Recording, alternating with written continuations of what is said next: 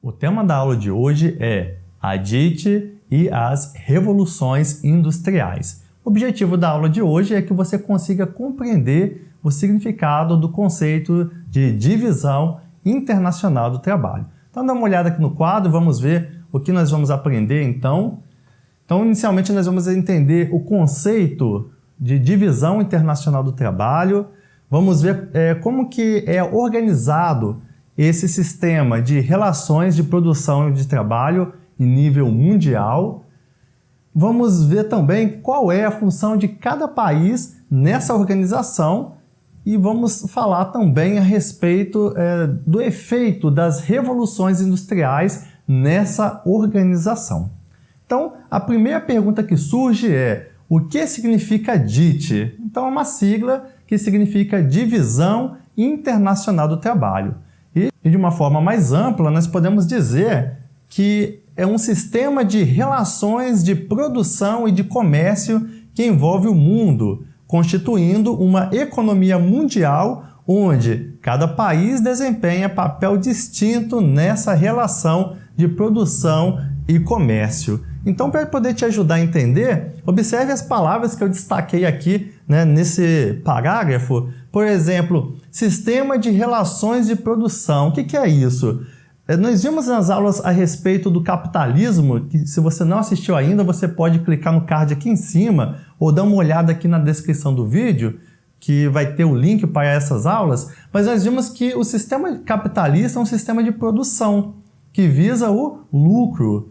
Então, essa exploração do trabalho para se obter o lucro, ela se expande para além de um único país. Então, por exemplo, durante o capitalismo comercial, os europeus vieram aqui para a América para poder explorar o que nós tínhamos aqui, a nossa mão de obra, as nossas pedras preciosas, também a nossa matéria-prima. Então, isso gerou o quê? Uma organização da exploração, uma organização do trabalho. Então, isso que significa a DIT, essa divisão, essa organização da relação de trabalho em nível mundial.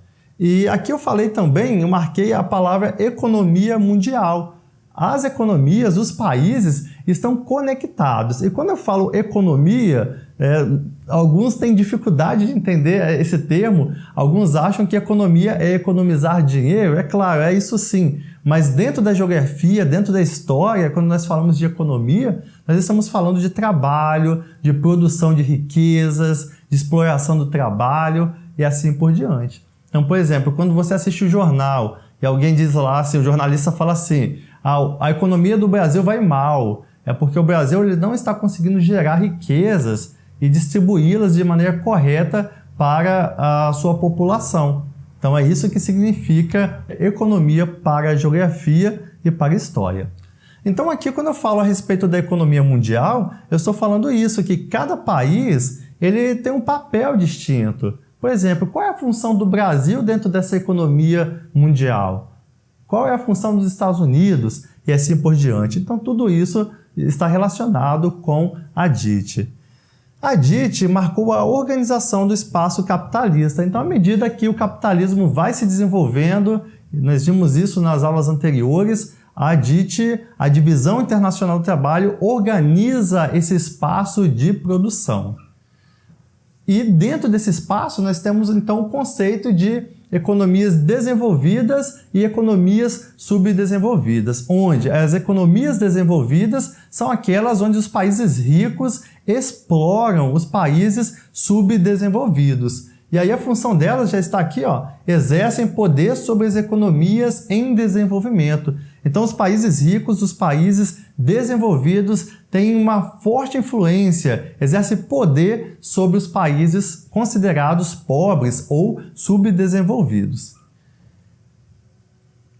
E nós podemos falar a respeito da DIT em 4 momentos, a organização do espaço mundial em 4 momentos distintos. Aqui nós vamos falar brevemente a respeito das revoluções industriais, não vou entrar em detalhe. Então, nos vídeos à frente, nós vamos ter aulas específicas sobre cada fase das revoluções industriais. Aqui é só para você entender que as revoluções industriais tiveram, então, uma relação com a divisão internacional do trabalho. Então, vamos acompanhar aqui.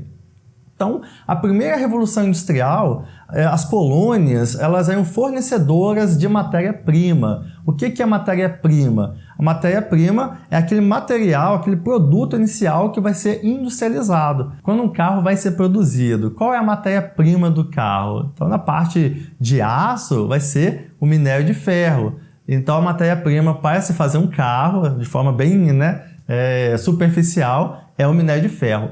E aí, na primeira revolução industrial, as colônias eram fornecedoras dessa matéria-prima. Então, a matéria-prima chegava no país desenvolvido, era industrializado e comercializado. E os países subdesenvolvidos, as colônias, eram consumidoras de produtos industrializados. Então, os países subdesenvolvidos, as colônias, forneciam matéria-prima, essa matéria-prima ia para um país desenvolvido, se transformava em um produto industrializado, depois esse produto voltava, era comercializado novamente dentro da colônia, e aí aquele país desenvolvido, ele lucrava com essa venda.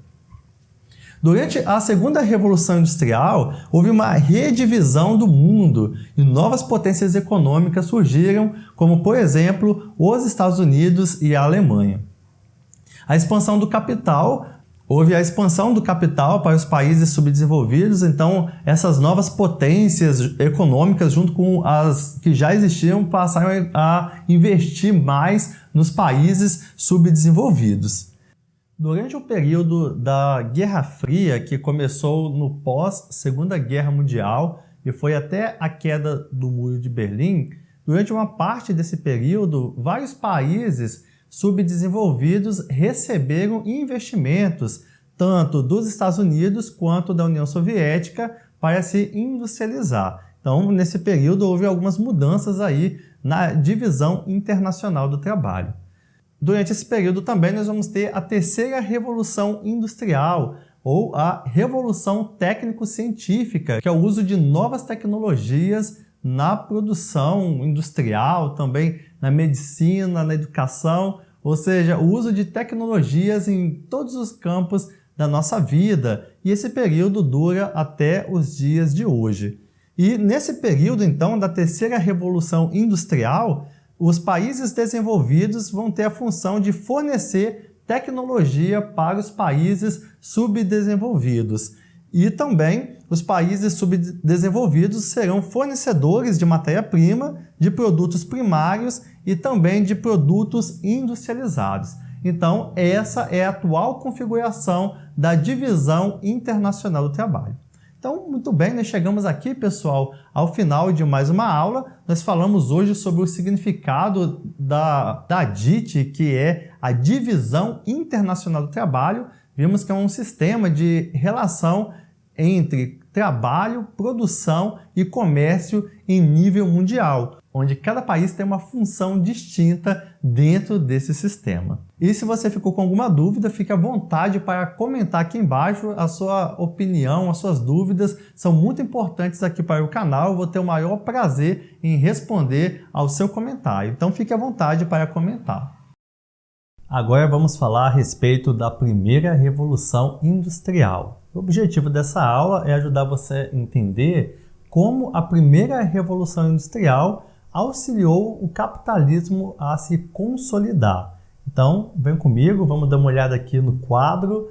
Então, eu vou falar aqui a respeito do que foi a Revolução Industrial, a primeira, quando aconteceu, onde, e vamos analisar algumas características dessa primeira Revolução Industrial. E nos vídeos à frente vamos falar a respeito da segunda Revolução Industrial e também da terceira. A primeira pergunta que surge é: o que foi a primeira Revolução Industrial? Veja a resposta aqui no quadro. Foi um processo de transformações técnicas, econômicas e sociais. Deixa eu te explicar. Até o século XVIII, a produção era feita de forma artesanal, de forma manual. Um exemplo, um tênis, naquele período não tinha tênis, um sapato. Como que era produzido um sapato até o século XVIII, antes disso? De forma manual. Então tinha ali, né, o sapateiro, né, o artesão, ele fazia todo o processo de produção desse sapato de forma artesanal, de forma manual.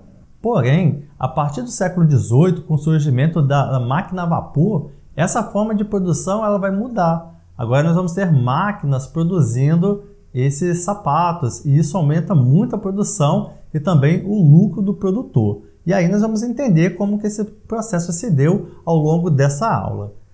Uma outra pergunta, quando aconteceu? Então, foi entre os séculos XVIII e XIX, onde inicialmente na Inglaterra, que fica na Europa, mas logo após a Inglaterra se industrializar, outros países europeus também vão seguir esse processo de industrialização. E aí vale lembrar que tudo isso acontece por alguns motivos. O primeiro é o uso do vapor como fonte de energia. Então as máquinas do século XVIII elas vão funcionar a partir da queima do carvão. E aí ele vai gerar um vapor que vai movimentar, que vai dar energia para essa máquina funcionar.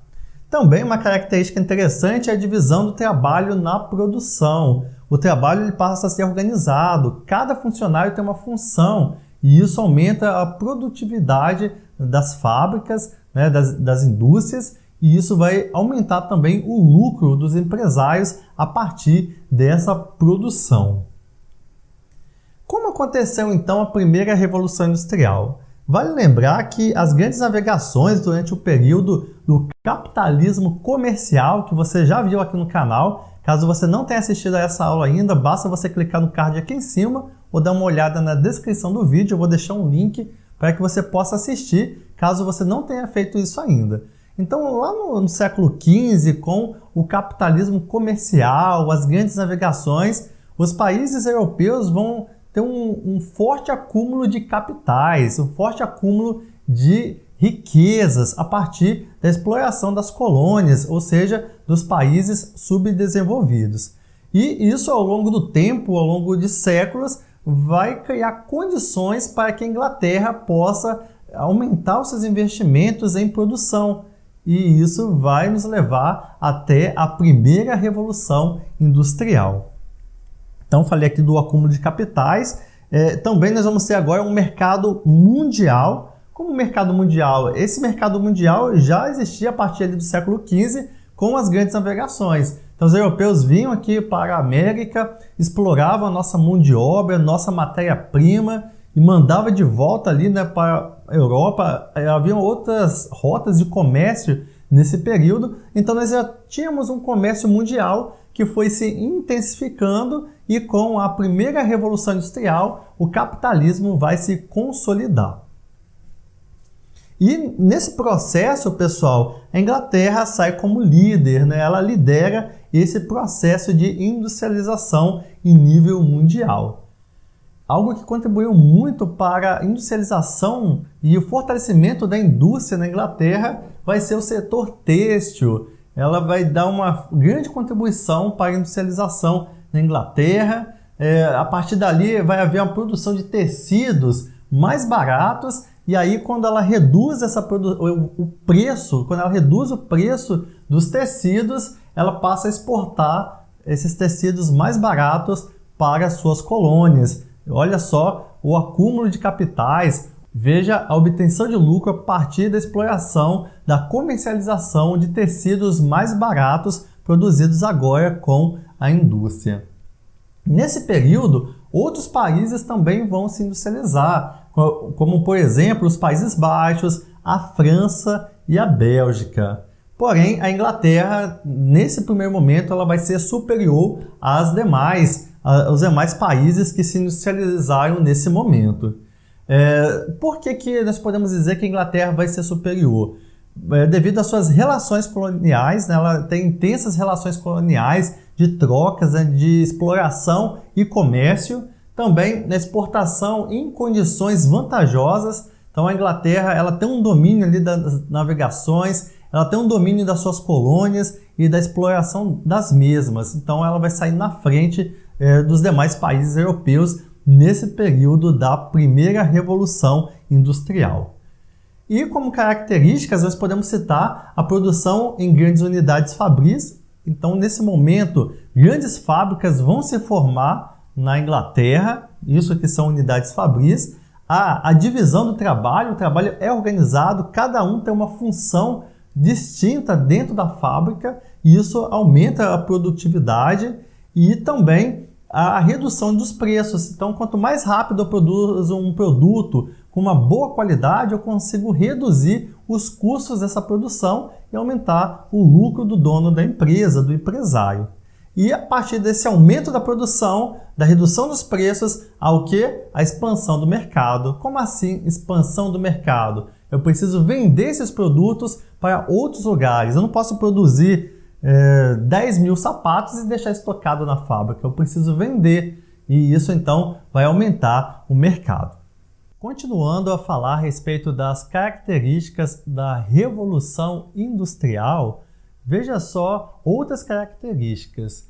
Uma delas é a separação entre o capital e o trabalho. Então, produtor, comerciante, proprietário era a mesma pessoa. Mas como assim? Lembrando ali do nosso exemplo do sapato, imagina ali o artesão que fazia o sapato. Ele era o proprietário da sapataria, então ele produzia ali os sapatos e tal. Ele vendia, não tinha ali um setor de vendas da indústria dele, né, da empresa dele. Então ele tinha que procurar as pessoas, né, os clientes para adquirirem o seu produto, e também ele é o dono do negócio. Então todo o trabalho estava na mão do artesão, certo? Já na produção industrial, agora eu tenho o trabalhador e o proprietário, onde o trabalhador vende a sua força de trabalho. Agora eu tenho o empresário, o dono, o proprietário da fábrica, da indústria, do negócio, e eu tenho trabalhadores, ou seja, pessoas trabalhando para poder produzir, né, para fazer a indústria rodar. E esse trabalhador, ele não é o dono da empresa, ele é alguém que vende a sua força de trabalho. Então nós vemos ali então que acontece a separação entre o capital e o trabalho. Também nós podemos falar a respeito da criação dos sindicatos. Quando as primeiras indústrias surgiram, as condições de trabalho eram bem precárias. Crianças trabalhavam, mulheres, muitos morriam nas fábricas de carvão, né, ali na extração de carvão e tal. E a partir desse momento surgem os sindicatos. E o que são os sindicatos? São órgãos que devem regulamentar o trabalho, buscar melhor condição de trabalho para as pessoas afiliadas a eles. Então eles surgem ali no século XVIII junto com a primeira Revolução Industrial. Primeiro a Revolução Industrial, né, as indústrias começam a produzir, e depois, junto com essa produção industrial, com esse trabalho organizado, vamos ter então o surgimento dessas organizações que visam proteger o trabalhador. Também podemos falar a respeito da enorme concentração da produção industrial nos centros urbanos. A produção industrial vai acontecer basicamente nas cidades, e nós chamamos as cidades de centros urbanos. Então a indústria vai proporcionar o crescimento, a urbanização das cidades europeias, primeiro na Inglaterra, depois nas demais cidades, né, dos países que se industrializaram naquele momento. E é interessante que a indústria nesses lugares vai atrair a população do campo. Então vai acontecer um intenso êxodo rural. Vai acontecer um intenso êxodo rural nesse período. Então os camponeses vão estar vindo para as cidades em busca de emprego, em busca de trabalho nas indústrias. Uma outra característica que nós podemos citar da primeira Revolução Industrial é o uso de inovações tecnológicas. Nesse período vão surgir várias inovações. Uma delas, o uso do carvão como fonte de energia. Então a queima do carvão mineral vai gerar o vapor que vai movimentar tanto a máquina a vapor como as locomotivas. E também podemos falar sobre o surgimento, né, como eu disse, da própria máquina a vapor, que vai intensificar a produção, como eu disse no início da aula, e também o surgimento da locomotiva a vapor, que vai transportar esses produtos e também as pessoas durante o século XVIII e também durante o século XIX.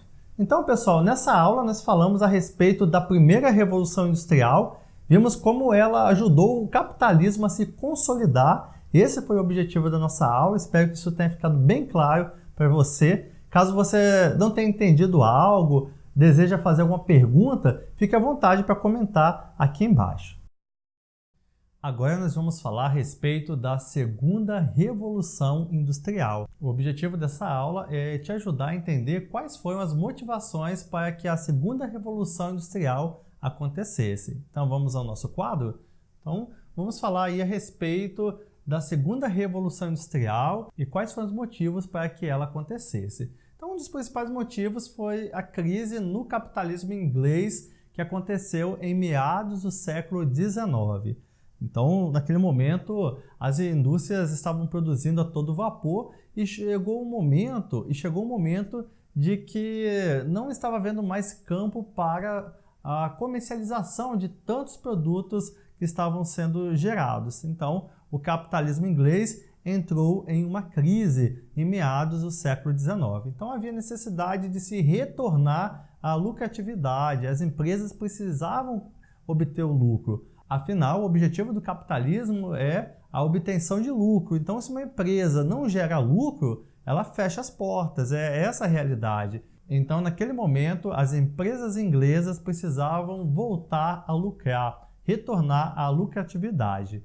Então, o governo passou a fazer investimentos em transportes, também para que as empresas pudessem se expandir para outros países e retornar, então, aos seus lucros.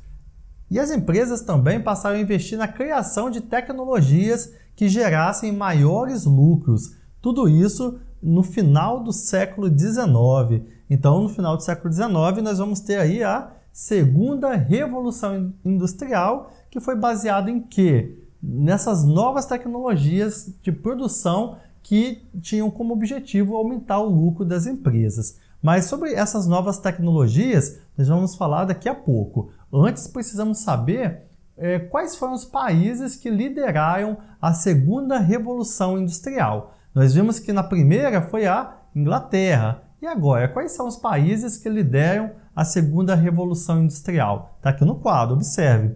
Alemanha e Estados Unidos são os países que lideraram esse momento da industrialização mundial.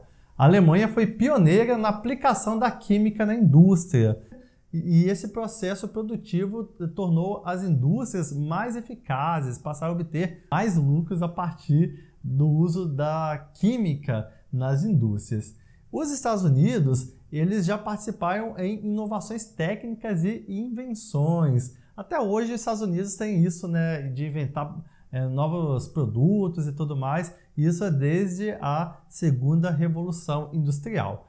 Também a eletricidade, o uso do aço, do petróleo, do motor à explosão, todas essas inovações vão gerar um boom na produção industrial do final do século XIX.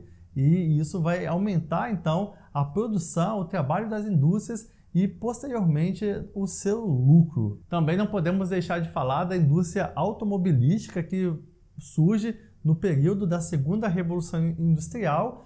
Durante a segunda revolução industrial, as indústrias vão se desenvolver, vão crescer e nesse momento vão surgir algumas organizações como os trustes, os cartéis e os holdings. Calma aí que eu vou explicar o que significa isso. Então os trustes é quando um grupo de empresas se fundem com o objetivo de controlar os preços e elevar eles posteriormente, dominando assim a concorrência de um determinado setor da economia. Já os cartéis é quando um grupo de empresas se junta para controlar o preço de um determinado produto. Um exemplo, o preço da gasolina. Postos de gasolina se juntam para controlar o preço da gasolina em uma determinada cidade. Então isso chama cartel. Mas eu estou falando de uma cidade pequena, mas dentro da segunda revolução industrial, dentro do capitalismo, isso é muito maior, né? Não acontece só em uma cidade, acontece em nível mundial.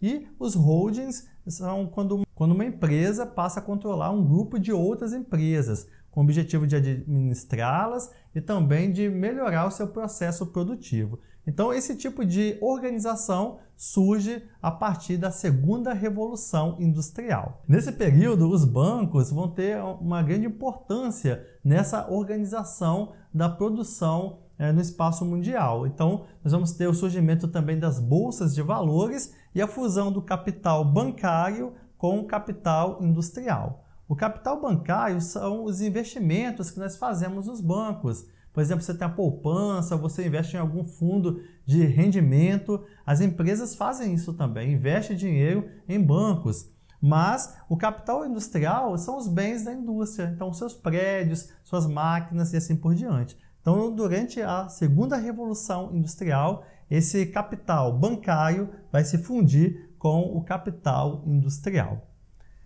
Também vão surgir grandes empresas monopolistas, chamados monopólios, grandes corporações surgem nesse período. Também os estados eles vão estar juntos com essas empresas. As empresas da segunda revolução industrial vão dividir o mundo entre si para aumentar os seus lucros, aumentar os seus mercados. E aí o que vai acontecer a partir disso, pessoal? Algo conhecido como o imperialismo, quando os países passam a dominar outros territórios. Por exemplo, os países europeus vão conquistar outros territórios, vão explorar esses territórios fora ali do seu continente. Então, nesse momento, eles vão para a África, vão formar colônias de exploração. Mas os estados vão agir sob a orientação de grandes empresários, dessas corporações que nós acabamos de falar. E esse imperialismo europeu do século XIX vai gerar o quê? Olha só, pessoal, a Primeira Guerra Mundial no ano de 1914. Todo o cenário já estava montado para que essa guerra acontecesse devido ao imperialismo e o desejo de aumentar o seu lucro, de conquistar novos mercados, novas fontes de energia, novas fontes de matéria-prima.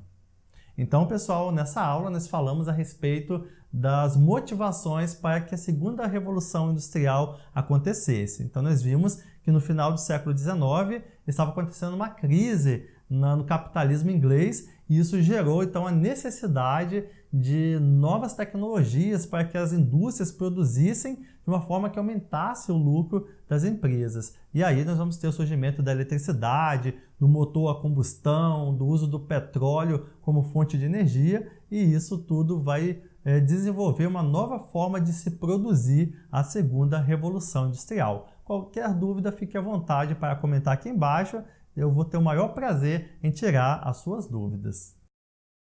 Então agora nós vamos falar a respeito da terceira revolução industrial. Nós já vimos ali o que significa DIT, Divisão Internacional do Trabalho, falamos a respeito da primeira revolução industrial, da segunda revolução e agora vamos falar da terceira. Se você não assistiu esses vídeos ainda e quer saber a respeito desse assunto, é só você clicar no card aqui em cima ou dar uma olhada na descrição do vídeo que vai ter o link para essas aulas, ok? O objetivo dessa aula é relacionar a terceira revolução industrial com os modelos de produção industrial, ok? Então vamos aqui no quadro, vamos dar uma olhada nas informações que nós vamos utilizar.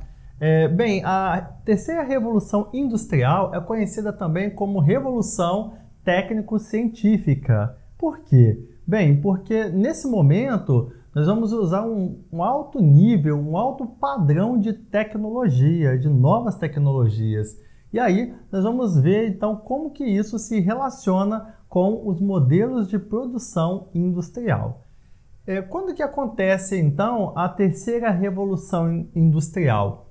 Bem, a partir da segunda metade do século XX. Nós vimos que a primeira revolução industrial acontece a partir do século XVIII, a segunda revolução industrial começa no final do século XIX e agora a terceira revolução industrial ou revolução técnico-científica a partir da segunda metade do século XX. O que acontece nesse momento para que nós possamos dizer que é uma terceira revolução industrial? Bem, diversas inovações tecnológicas vão surgir no setor farmacêutico, no setor químico, setor aéreo, nas comunicações, o surgimento da internet, dos telefones, Na verdade, os telefones móveis, né? Porque o telefone ele é bem antigo, né? A sua data de invenção, mas os telefones móveis eles surgem a partir dessa terceira revolução industrial. Também podemos falar sobre o uso do rádio, da televisão, das tecnologias da informação que são cada vez mais eficazes nesse momento em que vivemos, que é a terceira revolução industrial. Também vão surgir novas tecnologias na agricultura, como por exemplo os fertilizantes, as máquinas que são utilizadas tanto na plantação como na colheita de diversos produtos e assim por diante. Então veja que realmente é uma revolução tecnológica. Várias invenções, várias tecnologias vão ser aplicadas em diversos campos da produção industrial, também na área médica, na informação, uma grande revolução tecnológica. Tudo isso, pessoal, nos faz lembrar do modelo de produção que acontecia nas fábricas, nas indústrias, até o final da Segunda Guerra Mundial. Como que era esse modelo? Talvez você já tenha ouvido falar no Fordismo. O que é o Fordismo? É um modelo de produção baseado na linha de produção. Dá uma olhada aqui no quadro. Ele funcionava a partir da fabricação em massa e também do uso da linha de produção. Como que isso funcionava? As indústrias tinham funcionários que ficavam no seu posto ali na linha de produção e cada um executava uma ação, exemplificando. Imagina ali na produção de um carro. Então tinha um funcionário que colocava as rodas, tinha um outro que colocava o volante, um outro colocaria ali o motor, o outro ali os sofás, o vidro e assim por diante. Um outro que iria pintar o carro e tal. Então, para cada fase do processo produtivo tinha um funcionário, tinha alguém responsável por isso. Então, era uma linha de produção. E se conseguia produzir muito nesse formato. Mas tinha um porém. Imagine que o cara que colocava o motor faltasse no trabalho naquele dia. A fábrica ia parar, porque só ele sabia fazer isso. Os outros funcionários não tinham conhecimento de todo o processo produtivo. Então esse aí é o modelo fordista. Eu citei só um exemplo assim por cima para vocês entenderem, mas é claro que a produção de carro não é nesse formato, tá, pessoal? Como que funciona a linha de produção no modelo fordista, ok? Mas e como que a América Latina estava durante esse processo da terceira revolução industrial? Bem, nesse momento nós vamos ter a chegada, a presença das multinacionais ou transnacionais. O que são multinacionais ou transnacionais? São empresas que surgiram nos países desenvolvidos. Um exemplo, Coca-Cola, Nike, outras empresas que têm sede nos países ricos, os países desenvolvidos, porém têm atuação em outros países, principalmente nos países considerados subdesenvolvidos. Por que elas vêm para esses países? Primeiro, para poder explorar a sua mão de obra, suas fontes de energia, fonte de matéria-prima e também o seu mercado. Então, por exemplo, imagina a Coca-Cola produzindo seus refrigerantes lá nos Estados Unidos. O custo dessa produção com a mão de obra qualificada e caro. Também podemos pensar nos impostos que ela tem que pagar lá nos Estados Unidos, tudo em dólar. Então, o preço da produção da Coca-Cola lá é muito maior do que aqui no Brasil. E outra coisa, imagina exportar esses refrigerantes dos Estados Unidos para o Brasil. Então é muito mais fácil produzir por aqui mesmo, com a mão de obra mais em conta, com menos impostos e com o produto aqui mesmo. Então ele atende todo o mercado. Então as transnacionais ou multinacionais é a mesma coisa, só muda o termo. Elas vêm para a América Latina porque a América Latina é considerada subdesenvolvida. Então eles vêm explorar o nosso mercado, nossa mão de obra e tudo que nós temos aqui na América Latina. Então esse é um fato marcante da terceira revolução industrial, a presença das multinacionais aqui. Podemos também falar da política econômica chamada desenvolvimentismo, que é o quê? É uma política que promove o desenvolvimento, olha, o próprio nome já diz, industrial e também da infraestrutura com a participação do Estado. Então, essa política ela visa o quê? O país vai se desenvolver, vai desenvolver a sua economia a partir da infraestrutura e também das indústrias. E aí o Estado vai fazer o quê? Ele vai investir dinheiro nesse desenvolvimento. Em alguns países isso deu certo, em outros nem tanto. Na década de 1970, o Japão passa a ter grande relevância no cenário econômico mundial. Além disso, acontece a industrialização do Oriente. Agora, por que o Japão ele passa a ter essa relevância? Porque nós estamos na terceira revolução industrial, revolução técnico-científica. E nós sabemos que o Japão é um dos países mais tecnológicos, um dos países que mais investe em desenvolvimento de tecnologias. Portanto, ele passa a ter toda essa relevância a partir da década de 1970. Também, como eu já havia adiantado, o Oriente ele vai passar a se industrializar. E aí vamos ver o surgimento dos famosos tigres asiáticos. O que é isso? Bem, é um grupo de países asiáticos que possuem uma economia mais desenvolvida, uma economia que avança como um tigre. E quais são esses países? Bem, Hong Kong, Coreia do Sul, Singapura e Taiwan. Esses são os tigres asiáticos que também surgem a partir da década de 1970. Sobre o Japão, é interessante destacar o seu modelo de produção, o toyotismo. Nós falamos do fordismo, anteriormente, mas o toyotismo ele é um modelo mais atual de produção, com o uso de intensa tecnologia e também um modelo mais enxuto de produção. Veja só, dentro do toyotismo, há uma organização da produção industrial em pequenos lotes. Aqui no fordismo, nós falamos, era ali a linha de produção em massa, grande quantidade de pessoas trabalhando, cada um executando uma função. Agora não. Aqui no modelo toyotista, eu tenho pequenos lotes de produção que funcionam sob demanda. Como assim sob demanda? Sob pedidos. No fordismo, produzia-se muito para vender. Dentro do toyotismo, se produz aquilo que já foi vendido, aquilo que foi encomendado. Então, um exemplo, imagine ali uma fábrica de carros. No fordismo, produzia-se 1000 modelos de carro. Se vai vender ou não, não sabemos, mas se produzia. Já dentro do toyotismo, não. Para se produzir 1000 carros, precisa chegar um pedido de 1000 carros na fábrica. Então, é um modelo mais enxuto e, com certeza, não se perde com esse tipo de produção. Uma outra característica também é o trabalhador versátil. Aqui, o funcionário só sabia apertar o parafuso, só sabia colocar o motor. E se precisasse dele em outra função, ele não conseguiria fazer.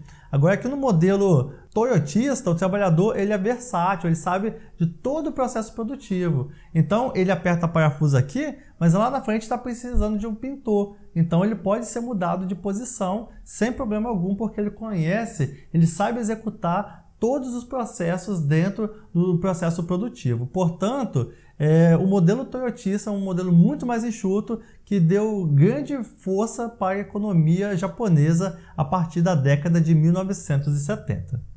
Agora nós vamos falar a respeito das características da terceira revolução industrial. Então dá uma olhada aqui no quadro. Quais são essas características? Bom, como nós falamos, a terceira revolução industrial é conhecida também como revolução técnico-científica. Então, essa palavra técnico-científica nos dá a entender tecnologias e ciência. E é exatamente isso, as características. Podemos falar aí sobre o desenvolvimento e uso de inovações tecnológicas, como, por exemplo, a robótica. A robótica ela vem sendo aplicada em vários campos, especialmente nas montadoras de carro, também em outros campos.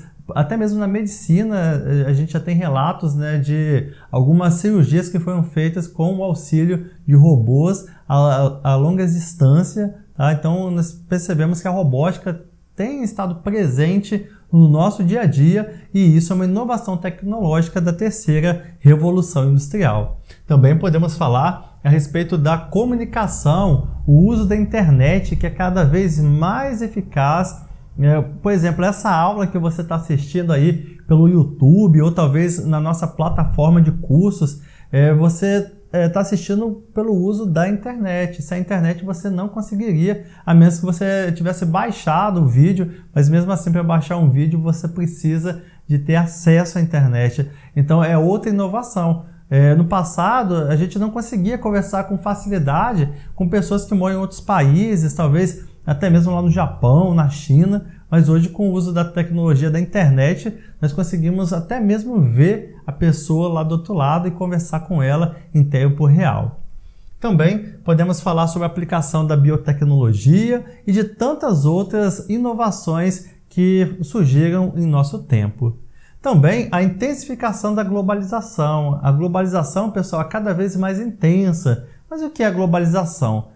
Pode deixar que vamos ter uma aula só sobre globalização mais à frente. Mas adiantando aí, a globalização ela tem intensificado o comércio internacional. Então, hoje é muito fácil que eu digo assim, se você tem uma empresa e você quer exportar, hoje é muito mais fácil você exportar do que há 50 anos atrás. Também, se você quiser comprar produtos de fora, é bem mais fácil do que no passado. Isso graças à globalização e às novas tecnologias. As trocas comerciais e culturais.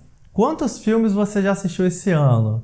Qual é a origem desses filmes? São filmes nacionais ou filmes do estrangeiro?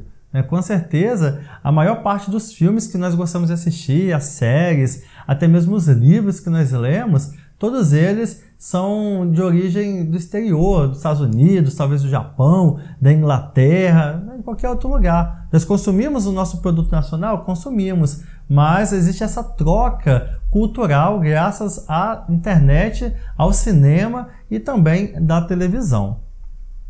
E por último, pessoal, não podemos deixar de falar da distribuição desigual da tecnologia no espaço geográfico mundial. Falamos bastante de tecnologias, mas nem todos têm acesso à tecnologia. Existem países que não têm conexão com a internet, mesmo que tenha essa conexão, é uma conexão muito limitada, não tem acesso à banda larga e assim por diante. Então, a terceira revolução industrial ela beneficia basicamente os países ricos e em desenvolvimento. Os países mais pobres ainda não têm acesso total a essas tecnologias. Então, pessoal, nessa aula nós falamos a respeito da terceira revolução industrial e como ela se relaciona com as inovações tecnológicas e os modelos de produção.